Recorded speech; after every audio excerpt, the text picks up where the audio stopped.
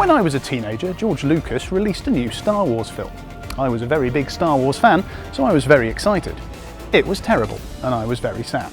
When something's universally revered, a new version comes out, people are understandably nervous. And the same is true of the new Porsche 911. Hailed by plenty as one of the greatest sports cars ever made, what happens if the new one blows? What if instead of pin-sharp handling and an amazing engine, you get Jar Jar Binks and some ridiculous story about trade rules? To find out if the new 911 is an Empire Strikes Back or a Phantom Menace, we've come to Valencia in Spain to try it. And here it is. Codenamed the 992, it's a huge departure in style from the previous one. Ha! Not really, it looks like a 911, but trust me, there are some new bits. Although quite a bit of it is the same as the previous car, there's more aluminium in the bodywork to try and reduce weight and increase stiffness.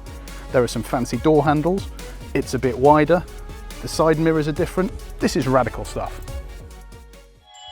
Inside, once again, it's pretty 911, although there are some sexy new bits. There's this new touchscreen infotainment system in the centre, which has far fewer buttons than before, although based on our short time with the car, it's pretty easy to use and navigate around. There are also far fewer buttons down the centre console, which makes for a more tidy, minimalistic look. In front of the driver, you have two screens, which most of the time show the 911's traditional 5 dials.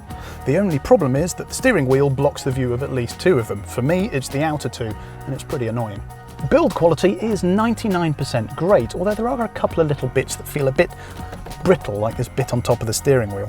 The seats go nice and low, and the steering wheel extends quite a long way towards you, so it's always easy to find your preferred driving position. Practicality is limited, it's a sports car after all, but there is space under the bonnet for a couple of bags, or you could chuck them on the back seat. You could maybe get small kids in the back, but anyone bigger than that is going to have absolutely no legroom. Other gadgets include plenty of connectivity features that we've not had a chance to play with yet, but they include a personal assistant system and a road trip app, whatever that is. You can also spec your 911 with night vision, which Porsche says is a safety feature, but I think we all know it's to help you place a proton torpedo into the thermal exhaust port of a Death Star.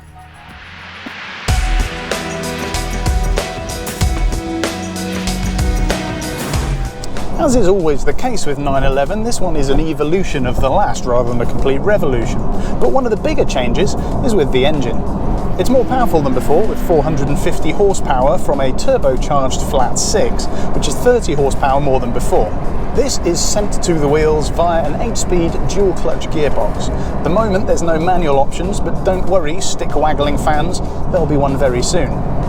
Power goes to the rear wheels in the Carrera S, or to varying amounts to the front wheels as well in the 4S.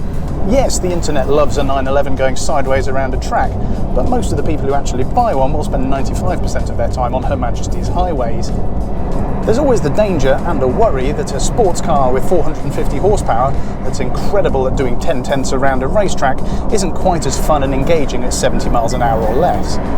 So, what's it like? Well, I'll caveat this by saying that the test cars that we're trying on the launch are absolutely loaded with options, including the Sport Chrono Pack, ceramic brakes, lowered suspension, all sorts of things.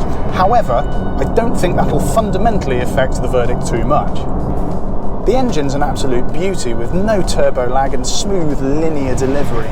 It's very insistent and there's loads of torque, which means you don't have to jump around between the gears unless you want to. When you do, the shifts are quick and super smooth. The extra power means that an already fast car is now even faster.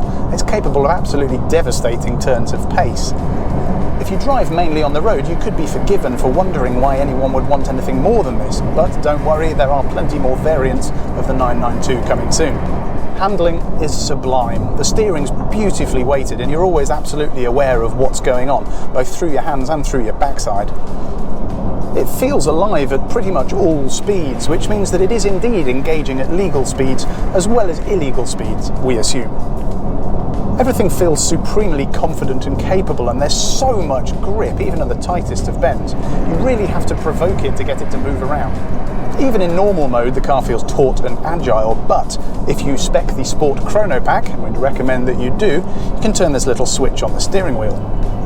This makes everything even tauter, more agile, stiffer, more responsive. If there's a criticism to be levelled at this car, it's perhaps that it's so well behaved and confident that the feeling of outright speed isn't always there. You can easily be jumping to light speed without even realising it. 60 miles an hour feels slow. But it does still have all the sensory feedback to keep you entertained and absorbed. It's more the feeling of being in charge of a pretty incredible piece of engineering, one that could do the Kessel Run in less than 12 parsecs. This isn't George Lucas changing random things, adding unnecessary CGI or introducing new characters that nobody likes. The new 911 continues the faithful evolution of the original car from more than 50 years ago.